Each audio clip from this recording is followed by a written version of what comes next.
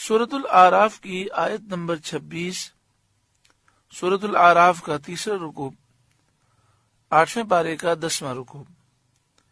اللہ رب العالمین نے ارشاد فرمایا، یا بنی آدم، اے آدم کی اولاد، قد انزلنا علیکم لباسا، بے شک ہم نے تمہاری طرف ایک لباس وہ اتارا، یواری سوآتکم، کہ تمہاری شرم کی چیزیں چھپائے، وریشا، اور ایک وہ کہ تمہاری آرائش ہو۔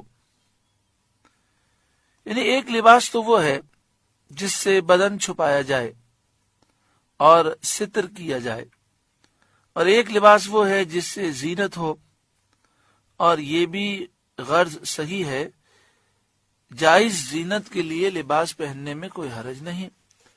اسلام ہمیں اچھا لباس پہننے کی اجازت دیتا ہے، اچھا کھانے کی بھی اجازت دیتا ہے، اچھے مکان میں رہنے کی اجازت بھی دیتا ہے، اچھا کاروبار کرنے کی بھی اجازت دیتا ہے، اچھی سواری کی بھی اجازت دیتا ہے، لیکن ہونا چاہیے حلال۔ دنیا کی حرص، ہوس، لالچ نہ ہو، شریعت کی انسان پابندی کرے، اللہ کی یاد سے غافل نہ ہو، اس کے دل میں غرور، تکبر، ایسی چیزیں اور دیگر برائیاں نہ ہوں۔ بلکہ ایک حدیث پاک میں یہ بھی ہے کہ نبی اکرم صلی اللہ علیہ وآلہ وسلم نے ایک شخص کو دیکھا، اس نے لباس بہت زیادہ معمولی پہنا ہے، یعنی پھٹا ہوا لباس ہے، پرانا لباس ہے۔ تو آپ صلی اللہ علیہ وآلہ وسلم نے فرمایا کہ کیا اس سے اچھا لباس تو نہیں پہن سکتا؟ اس نے کہا کہ ہاں، اس سے اچھا میں پہن سکتا ہوں۔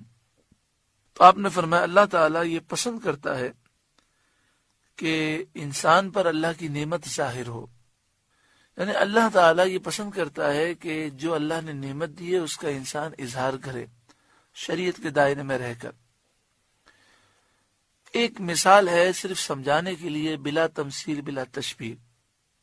ایک والد ہیں، وہ اپنے بچوں کو اچھا لباس خرید کے دیتے ہیں، لیکن اس کے بچے لوگوں کے سامنے یا دعوت میں جب جاتے ہیں تو وہ خیال نہیں کرتے اور پھٹے ہوئے کپڑے، پرانے کپڑے پہن کے جاتے ہیں۔ اب مجھے بتائیے، لوگ جب یہ دیکھیں گے تو کیا خیال گزرے گا؟ یہ خیال گزرے گا کہ ان کے والد نے ان کو کچھ بھی نہیں دیا۔ لیکن جب وہ بچے اچھا لباس پہن کے لوگوں کے سامنے جائیں گے تو کیا خیال گزرے گا کہ ان کے والد ان کا خیال کرتے ہیں اور ان کے لیے اچھا لباس خرید کے دیتے ہیں۔ بلا تمثیل بلا تشبیہ، اللہ تعالیٰ نعمت کے اظہار کو پسند فرماتا ہے۔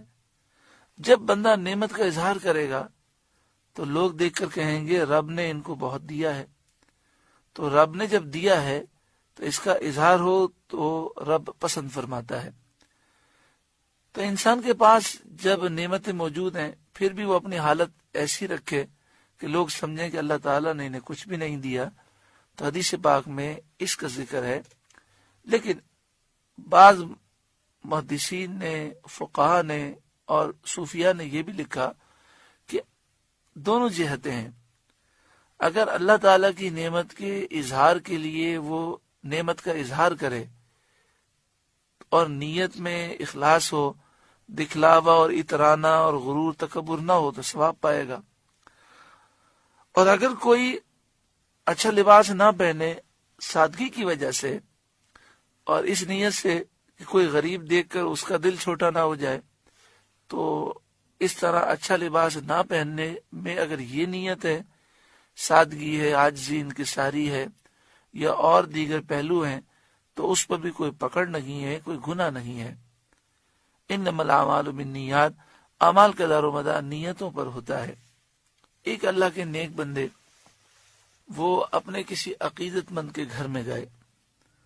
اس زمانے میں روشن دان بنتے تھے جو چھت میں ہوتے تھے۔ گرمیاں ہوتی تو وہ روشن دان کھول دیے جاتے تو اس سے ہوا آتی اور آسانی ہو جاتی۔ جب سردیاں ہوتی تو بند کر دیے جاتے، جس طرح کھڑکیاں ہوتی ہیں۔ تو نیا نیا مکان انہوں نے بنایا تھا، تو وہ اللہ کے نیک بندے اپنے مرید کے یہاں گئے۔ انہوں نے پوچھا، آپ نے یہ روشن دان کیوں بنایا؟ کہنے لگا حضرت روشن دان تو اس لیے بنایا جاتا ہے نا کہ ہوا آ جائے، تو ہوا کے لیے بنایا۔ آپ نے فرمایا یہی تو میں آپ کی اصلاح کرنا چاہتا تھا، اگر آپ کی نیت یہ ہوتی کہ میں روشن دان اس لیے بنا رہا ہوں کہ اس سے مجھے اذان کی آواز صاف آئے اور میرے گھر میں اذان کی آواز واضح آئے، تو اذان کی آواز بھی آ جاتی اور ہوا بھی آ جاتی، لیکن آپ کو نیت کا ثواب مل جاتا۔ اسی طرح ایک شخص نے مسجد کے باہر ایسا کیل لگایا کہ جب کوئی سواری آئے اور کوئی شخص نماز پڑھنے جائے تو اپنی سواری کو اس کھوٹے سے باندھ دے۔ ایک دوسرے شخص نے اس کیل کو اکھاڑ دیا، جب پوچھا گیا تو فرمایا دونوں کو ثواب ہوگا۔ وہ کیسے؟ ایک نے لگایا اس کو بھی ثواب، جس نے اکھاڑ دیا اس کو بھی ثواب ہوگا۔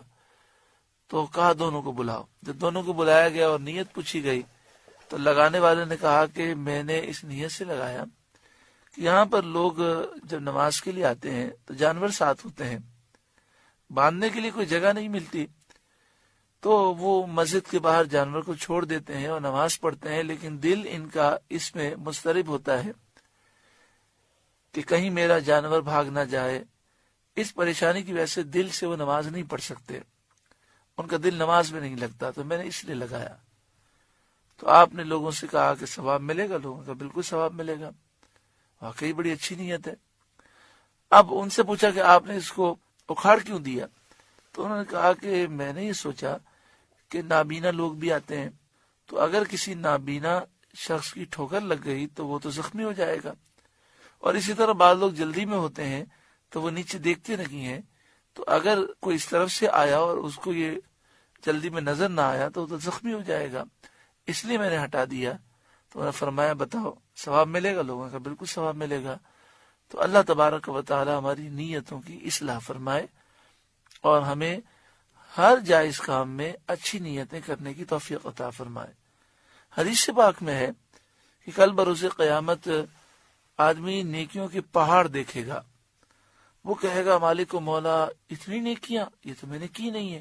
مثلا سمجھانے کے لیے مثال ہے کہ اتنی مسجدیں بنائیں، اتنے مدرسے تعمیر کیے، اتنے غریبوں کو کھانا کھلایا، یہ کام کیا، اتنے کنویں کھدوائے۔